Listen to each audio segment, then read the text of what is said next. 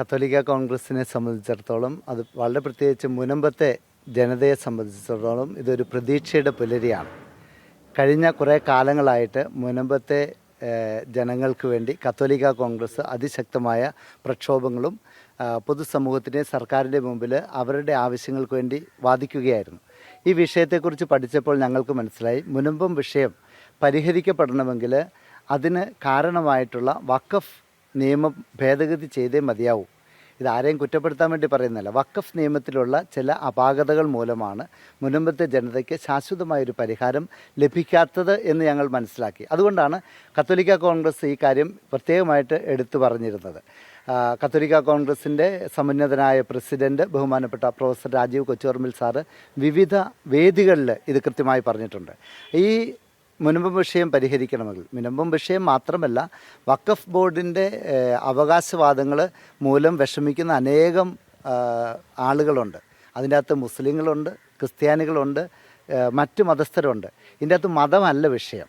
ഈ നിയമത്തിലുണ്ടായിരിക്കുന്ന അപാകതകൾ അത് പരിഹരിക്കണമെന്നാണ് ഞങ്ങൾ ആവശ്യപ്പെട്ടത്. അതിനൊരു തീരുമാനം ഉണ്ടായതിൽ ഞങ്ങൾക്ക് സന്തോഷമുണ്ട്. ഈ ബില്ല് പാസ്സാകുന്നതോടുകൂടി മുനമ്പത്തെ പ്രശ്നങ്ങളെല്ലാം തീർന്നു, അവിടെ സമരം അവസാനിപ്പിക്കുന്ന ഒരു സാഹചര്യത്തിലേക്ക് എത്തും. തീർച്ചയായിട്ടും. കാരണം ആ വിഷയം പിന്നെ പരിഹരിക്കപ്പെടും ഈ ബില്ല് പാസ്സാകുന്നതിലൂടെ. അപ്പോൾ നമ്മുടെ വിഷയം പരിഹരിച്ചാൽ പിന്നെ സമരം ചെയ്യുന്നതിൻ്റെ കാര്യമില്ലല്ലോ. അവിടെ സമരം എന്തിനാണ്? അവർക്ക് അവരുടെ സ്വന്തം സ്ഥലത്ത് താമസിക്കാനുള്ള അവകാശം ലഭിക്കുക എന്നുള്ളതായിരുന്നു. അതിനുവേണ്ടി അവർ മുട്ടാത്ത വാതിലുകളില്ല, പിടിക്കാത്ത കാലുകളില്ല. രാഷ്ട്രീയക്കാരോട്, ജനപ്രതിനിധികളോട് അവർ കേണപേക്ഷിച്ചു. എത്ര ദിവസമായി? ഞാൻ മനസ്സിലാക്കുന്നത് 173 ദിവസങ്ങൾ പിന്നിട്ടെന്നാണ് ഞാൻ മനസ്സിലാക്കുന്നത്. എന്നിട്ടും പലരും അവിടെ വന്ന് അവർക്ക് അനുകൂലമായിട്ട് പറയുകയും തിരിച്ച് നിയമസഭയിൽ ചെന്നപ്പം അവർക്ക് പ്രതികൂലമായി വോട്ട് ചെയ്യുകയും ചെയ്തു. ആ കാപട്യത്തെ അവർ തുറന്നു കാണിച്ചു. ഇന്നലെ തന്നെയാണേലും ചില പാർട്ടികളൊക്കെ വിപ്പ് കൊടുത്തു. അതുകൊണ്ട് ആ എംപിമാർക്ക് അതനുസരിക്കേണ്ടതുണ്ട് എന്ന് എനിക്ക് മനസ്സിലാക്കാൻ സാധിക്കും. പക്ഷേ അത് ജനഹൃദയങ്ങളിൽ വേദനയായി. വിശ്വാസികളുടെ ഹൃദയങ്ങളിൽ, പ്രത്യേകിച്ച് മുനമ്പത്തെ ജനങ്ങളുടെ ഹൃദയങ്ങളിൽ അതൊരു വലിയ മുറിവായി. കാരണം അവർ വോട്ട് കൊടുത്ത് ജയിപ്പിച്ച ആളുകൾ, അവരുടെ ജീവന സ്വത്തിന് സംരക്ഷണം കൊടുക്കേണ്ട ആളുകൾ അവർക്കെതിരെ നിൽക്കുമ്പോൾ അത് വലിയൊരു ബുദ്ധിമുട്ടുണ്ടാക്കി. ഈ മുറിവ് അവരുടെ മനസ്സിൽ കിടക്കുമെന്നുള്ളത് ഉറപ്പാണ്. ഈ എം പിമാരെ കുറിച്ച് പറയുമ്പോൾ എനിക്ക് മനസ്സിലാക്കാൻ സാധിക്കും, ഒരു പാർട്ടി ഒരു വിപ്പ് കൊടുത്തു കഴിഞ്ഞാൽ അതനുസരിക്കാൻ അവർ ബാധ്യസ്ഥരാണ്. അപ്പം ഈ ബില്ലിന് അനുകൂലമായിട്ട് വോട്ട് ചെയ്യരുത് എന്ന് പാർട്ടി വിപ്പ് കൊടുത്തപ്പോൾ തീർച്ചയായിട്ടും അവരനുസരിക്കേണ്ടി വരും. ശരിയാണ്, അത് യാഥാർത്ഥ്യമാണ്. പക്ഷേ അവർക്ക് പ്രതികൂലിക്കാതിരിക്കായിരുന്നു. ഈ ബില്ലിന് എതിരായിട്ട് വോട്ട് ചെയ്യാതിരിക്കാനെങ്കിലും ചെയ്യാമായിരുന്നു. നമ്മൾ ഒരു നാട്ടിൽ താമസിക്കുമ്പോൾ ആ നാട്ടിലെ പൗരന്മാരുടെ ആവശ്യങ്ങളാണ് പരിഗണിക്കേണ്ടത്. അത് ജനപ്രതിനിധികളാണേലും മറ്റ് സംഘടനകളുടെ നേതാക്കളാണേലും പൊതുജനത്തിന് പൊതുവായി ബാധിക്കുന്ന, ദോഷകരമായി ബാധിക്കുന്ന വിഷയങ്ങളിൽ ക്രിയാത്മകമായ തീരുമാനങ്ങളാണ് എടുക്കേണ്ടത്. അത് രാഷ്ട്രീയ പാർട്ടികളും ശ്രദ്ധിക്കണം. ഈ രാഷ്ട്രീയ പാർട്ടികൾ അധികാരം മാത്രമല്ല ലക്ഷ്യമാക്കേണ്ടത്. അത് BJP ആണേലും കോൺഗ്രസ് ആണേലും മാർക്സിസ്റ്റ് ആണേലും കേരള കോൺഗ്രസ് ആണേലും ശ്രദ്ധിക്കേണ്ട ഒരു കാര്യമാണ്. ഈ നാട്ടിലെ സാധാരണക്കാരായ മനുഷ്യരുടെ ജീവിതത്തിന് ബുദ്ധിമുട്ടുണ്ടാക്കുന്ന കാര്യങ്ങൾ വരുമ്പോൾ കൃത്യമായ നിലപാടെടുക്കണം. അവിടെ വോട്ട് ബാങ്ക് പ്രീണനമോ മറ്റ് പ്രീണനമോ അല്ലെങ്കിൽ അധികാരം നിലനിർത്താനുള്ള വഴികളോ അല്ല തേടേണ്ടത്. നമ്മുടെ നാട്ടിലെ സമുന്നതരായ പഴയകാല രാഷ്ട്രീയ നേതാക്കളൊക്കെ അത് കാണിച്ചു തന്നിട്ടുണ്ട്. ഒരു വിഷയം വന്നു, അവരുടെ മനസ്സാക്ഷിക്ക് ചേർന്നതുമായിട്ട് പ്രവർത്തിക്കാൻ സാധിക്കില്ല, അവർ ആ സ്ഥാനം ഒഴിഞ്ഞു പോകാൻ പോലും തയ്യാറായിരുന്നു. ഇപ്പോൾ എങ്ങനെയെങ്കിലും അധികാരത്തിൽ കടിച്ചു തൂങ്ങുക എന്നുള്ളതാണ് പല രാഷ്ട്രീയ പാർട്ടിയിലെയും നേതാക്കന്മാർ കാണിക്കുന്ന ഒരു മാതൃക. അത് ശരിയല്ല. അത് ഇവിടുത്തെ ജനങ്ങൾ, സാധാരണക്കാരായ ജനങ്ങൾ, വോട്ടർമാർ ശ്രദ്ധിക്കുന്നുണ്ട് എന്ന് നമ്മൾ തിരിച്ചറിയണം. സഭയ്ക്ക് വ്യക്തത കുറവില്ല. സഭ എന്താണ് പറഞ്ഞതെന്ന് നമ്മളിവിടെ ചിന്തിക്കണം.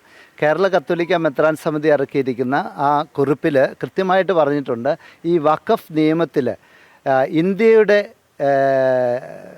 നിയമസംഹിത എന്ന് നമുക്ക് പറയേണ്ട നമ്മുടെ കോൺസ്റ്റിറ്റ്യൂഷന് വിരുദ്ധമായ ക്ലോസുകൾ പരിഷ്കരിക്കണമെന്നാണ് പറഞ്ഞിരിക്കുന്നത്.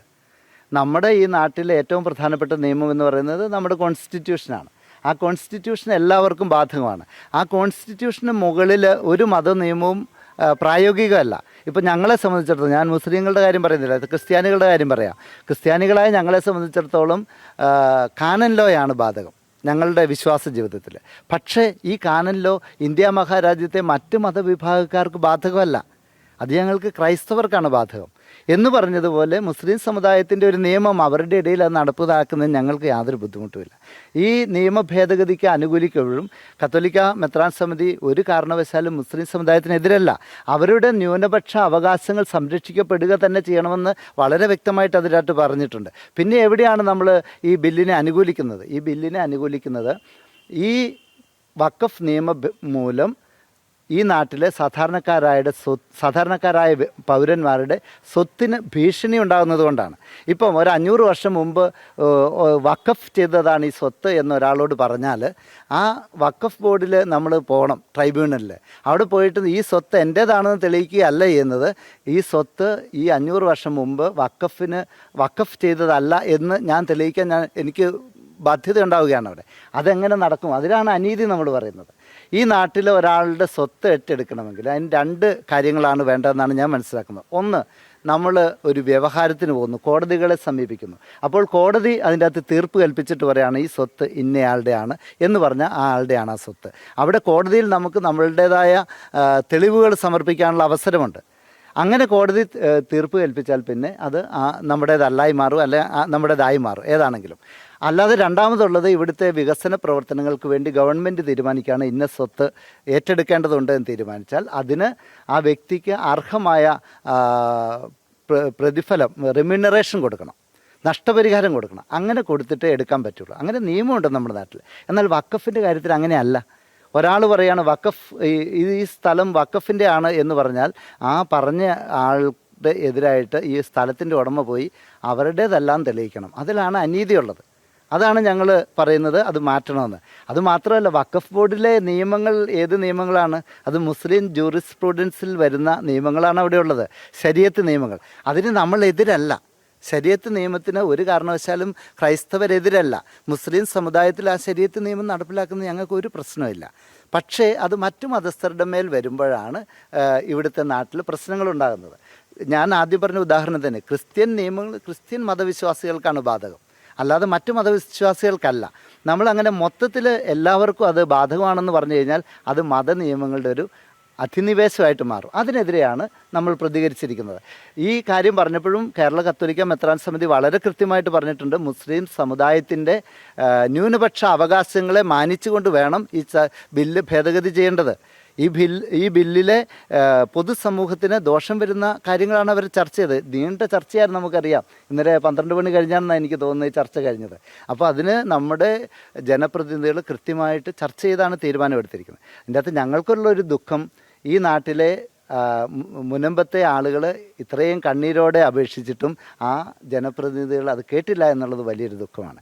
കേരളത്തിൽ നിന്നുള്ള ഞാൻ മനസ്സിലാക്കുന്ന 2 പേര് മാത്രമേ അനുകൂലിച്ചിട്ടുള്ളൂ. ബാക്കിയുള്ളവർ എന്തുകൊണ്ട് അത് അനുകൂലിച്ചില്ല എന്ന് ചോദിച്ചാൽ അവരുടെ പാർട്ടിയുടെ വിപ്പാണെന്ന് പറയും.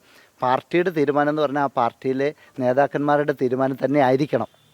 അങ്ങനെ അല്ലാത്തത് കൊണ്ടായിരിക്കും അവർക്ക് ഇത് അനുസരിക്കേണ്ടി വരുന്നത്. ഇപ്പോൾ കത്തോലിക്ക സഭയിൽ അഭിപ്രായ സ്വാതന്ത്ര്യമുണ്ട്. ഞങ്ങളുടെ രൂപതയിലെ മെത്രാൻ ഒരു തീരുമാനം എടുക്കുന്നതിന് മുമ്പ് ഞങ്ങളോടൊക്കെ ആലോചിക്കും. ഞാൻ ഈ രൂപതയുടെ തലശ്ശേരി രൂപതയുടെ ആലോചനാ സമിതിയിലുള്ളതാണ്. അപ്പം ഞങ്ങളോടൊക്കെ ആലോചിച്ച് ഞങ്ങളുടെയും കൂടെ വാക്ക് കേട്ടിട്ടാണ് ആർച്ച് ബിഷപ്പ് ഒരു തീരുമാനം എടുക്കുന്നത്. തീരുമാനം എടുത്തു കഴിഞ്ഞാൽ അദ്ദേഹത്തിന് അതിന് അധികാരമുണ്ട്. പക്ഷേ അതിനു മുമ്പ് അദ്ദേഹം കൺസൾട്ട് ചെയ്യും. അപ്പം ആ കൺസൾട്ട് ചെയ്യുന്ന സമയത്ത് നമുക്ക് നമ്മുടെ അഭിപ്രായങ്ങൾ പറയാനുള്ള അവകാശമുണ്ട്, ഞങ്ങൾ പറയാറുമുണ്ട്. അതുപോലെ ഈ പാർട്ടികളൊക്കെ അന്ധമായ വഴികൾ പിന്തുടരാതെ അടിമത്തത്തിൽ മുന്നോട്ട് പോകുന്നത് ശരിയല്ല. സ്വതന്ത്രമായ അഭിപ്രായം പറയണം. ജനപ്രതിനിധികൾ ഒരു സ്ഥലത്ത് നിന്ന് വിജയിച്ചാൽ ആ സ്ഥലത്തെ എല്ലാ ജനങ്ങളുടെയും പ്രതിനിധിയാണ്. ഒരു MP എന്ന് പറയുന്നത് അദ്ദേഹത്തിൻ്റെ ലോകസഭയാകട്ടെ രാജ്യസഭയാകട്ടെ ആ മണ്ഡലത്തിലെ എല്ലാ വിഭാഗങ്ങളെയും ഉൾക്കൊള്ളുന്ന ആളാണ് അദ്ദേഹം പ്രതിജ്ഞ ചെയ്യുന്ന ആ നിമിഷം മുതൽ. അത് അദ്ദേഹത്തിന് ജനങ്ങളോട് ബാധ്യതയുണ്ട്, പാർട്ടികളോട് മാത്രമല്ല. തെരഞ്ഞെടുപ്പിൽ തീർച്ചയായിട്ടും പ്രതികരിക്കും. ഞാനിപ്പം പറയാൻ ആളല്ല, ഇന്ന ആൾക്കേ വോട്ട് ചെയ്യുള്ളൂ അല്ലെങ്കിൽ ഇന്ന ആൾ വോട്ട് കൊടുക്കണ്ടെന്ന് എനിക്ക് പറയാൻ പറ്റില്ല. പക്ഷേ ഇതിന് ദോഷം അനുഭവിച്ച ആളുകൾ തീർച്ചയായിട്ടും അത് പരിഗണിക്കുകയല്ലേ. ഇപ്പം നമ്മുടെ വീട് എടുത്തുകൊണ്ട് പോകാൻ ഒരാൾ വന്നപ്പോൾ നമ്മളുടെ പക്ഷത്ത് നിൽക്കാതെ നമുക്കെതിരായിട്ട് പ്രവർത്തിച്ചു എന്ന് നമുക്ക് കൃത്യമായി ബോധ്യമുണ്ടെങ്കിൽ ആ ആൾക്ക് വോട്ട് ചെയ്യാൻ അവർ നിൽക്കുമോ? ഇതേ സംഭവം അടുത്ത തെരഞ്ഞെടുപ്പിൽ പ്രതിഫലിക്കുമെന്നാണ് എൻ്റെ ഒരു അഭിപ്രായം. ഒരു കാര്യത്തിന് വേണ്ടി നമ്മളൊരു കുളത്തിൽ മുങ്ങിച്ചാകുകയാണ്, താഴോട്ട് വീഴുവാണ്. നമ്മൾ കൈവൊക്കെ ഒരു സഹായം അഭ്യർത്ഥിക്കുമ്പം കരയിൽ നിൽക്കുന്ന ആൾ കൈ തരുന്നില്ല. ആ ആൾ നമ്മുടെ മിത്രമാണോ ശത്രുവാണോ? ആലോചിച്ചാൽ മതി. ജനങ്ങൾ അത് മനസ്സിലാക്കുന്നുണ്ട്. ഈ നാട്ടിലെ വോട്ടവകാശമുള്ള ജനങ്ങൾ, വിശ്വാസികൾ പ്രത്യേകിച്ചും ഈ കാര്യങ്ങൾ വളരെ പ്രത്യേകം ശ്രദ്ധിക്കുന്നുണ്ട്. അതിനനുസരിച്ച് തെരഞ്ഞെടുപ്പുകളിൽ തീർച്ചയായിട്ടും പ്രതിഫലങ്ങൾ ഉണ്ടാകും. ഞാൻ പറയുന്നില്ല ഇന്നയാൾക്ക് വോട്ട് ചെയ്യണം, ഇന്നയാൾക്ക് വോട്ട് ചെയ്യരുതെന്ന്. അത് ഓരോരുത്തരും സ്വന്തം തീരുമാനിക്കേണ്ടതാണ്. പക്ഷെ ഞാൻ പറയും, ഇനി മുതൽ രാഷ്ട്രീയ അടിമത്തം പാടില്ല. പരമ്പരാഗതമായ രീതിയിൽ തന്നെ എല്ലാ കാലത്തും പോകണമെന്ന് നിർബന്ധമൊന്നുമില്ല. ആര് നമ്മളെ സഹായിക്കുന്നുവോ അവരെ നമ്മൾ സഹായിക്കും. ആര് നമ്മളെ അവഗണിക്കുന്നുവോ അവർ നമ്മുടെ അടുത്ത് വരുമ്പോൾ അവരോട് നമ്മൾ കൃത്യമായി തുറന്നു പറയാനുള്ള ആർജവത്വം ഇന്ന് കത്തോലിക്ക സഭയ്ക്കുണ്ട്, കത്തോലിക്ക കോൺഗ്രസിനുണ്ട്, സാധാരണ പൗരന്മാർക്ക് ഓരോരുത്തർക്കുമുണ്ട്.